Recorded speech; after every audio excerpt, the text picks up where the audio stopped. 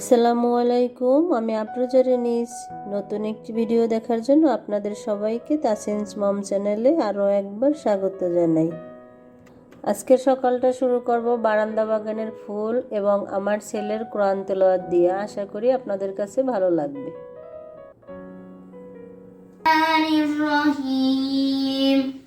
والتين والزيتون وطور سينين وهذا البلد الأمين لقد خلقنا الإنسان في أحسن تقويم ثم رددناه أسفل سافلين إلا الذين آمنوا وعملوا الصالحات فلهم عذر غير ممنون فما يكذبك بعد بالدين أليس الله بأحكم الحاكمين।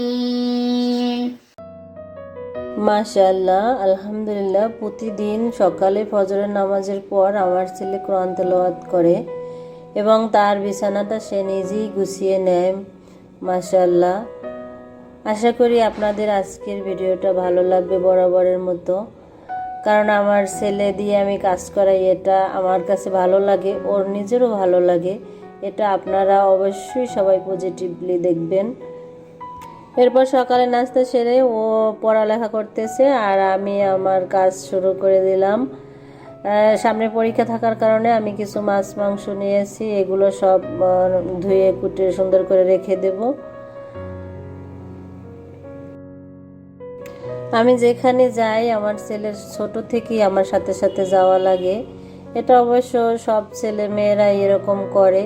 এই যে আমি ছাদে আসছি, কাপড় চোপড় রোদ্রে দেবো, পানি নেব, সেও আমার সাথে চলে আসছে। দেখেন, এখানে আমাদের পানি নিতে হয় ছাদে, তাই গিয়েছিলাম।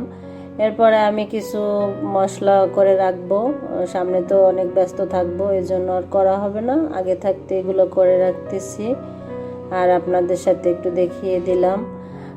আমি তো অনেক দেরি করে ভিডিও দেই, প্রতি শুক্রবারে দেই। জানি আপনাদের আমার কথা মনে থাকে না, তাই দয়া করে সবাই একটু আমার ভিডিওটা দেখে লাইক করে আমার চ্যানেলটি সাবস্ক্রাইব করে নেবেন। পাশে থাকা বেল বাটনটি বাজিয়ে দেবেন যাতে ভিডিওটি ছাড়া মাত্রই আপনারা দেখতে পারেন, কারণ অনেক দিনের পর ভিডিও দেই তো আপনাদের মনে নাও থাকতে পারে। এরপর আমি এখানে দুপুরের রান্নাটা করে নেব, তাই মাছগুলো হাতে মাখিয়ে বসিয়ে দিয়েছি। অনেকে আছেন হাতে মাখানো মাছ পছন্দ করে না, আমাদের কাছে অনেক ভালো লাগে। এখানে 12টার বেশি বেজে গেছে। দেখেন আমার ছেলে এখনো পড়তেছে। মাশাআল্লাহ, কি লক্ষ্মী ছেলে আমার। আমার আজকের ধাঁধাটি ভিডিওর শুরুতেই দিয়ে দিচ্ছি। আজকের ধাঁধা হচ্ছে, তুমি আর আমি দুই ভাই, মানুষের মধ্যে আসি আর যাই, বলো তো তুমি আর আমি কে?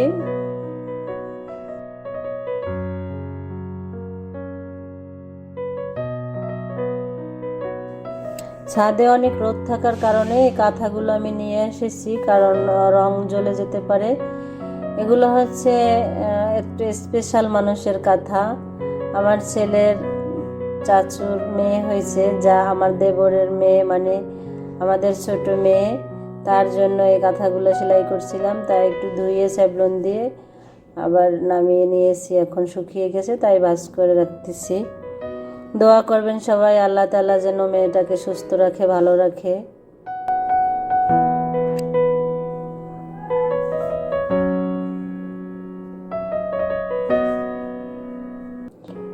এরপর দুপুরে খাওয়া দাওয়া করে ঘুম থেকে উঠে আসরের পরে দেয় আমার ছেলে বেলপুরি খাবে, তা সে বলছে আমি নিজেই বানাবো, তুমি আমাকে একটু বলে বলে দেবে। তাই আমার সাথে একটু সাহায্য করতেছে। আজকে একটু ফ্রি টাইম আছে, এজন্য তার সময় পার করার জন্য আমার সাথে কাজ করতেছে। এখানে কিছু ময়দা নিয়ে কালো জিরা তেল দিয়ে লবণ, বেকিং পাউডার, পানি দিয়ে ভালো করে এই যে একটা খামির বানিয়ে নিয়েছে। এরপর ডোটা ভালো করে বেলে এখন আমার ছেলে নিজেই কেটে নিয়েছে।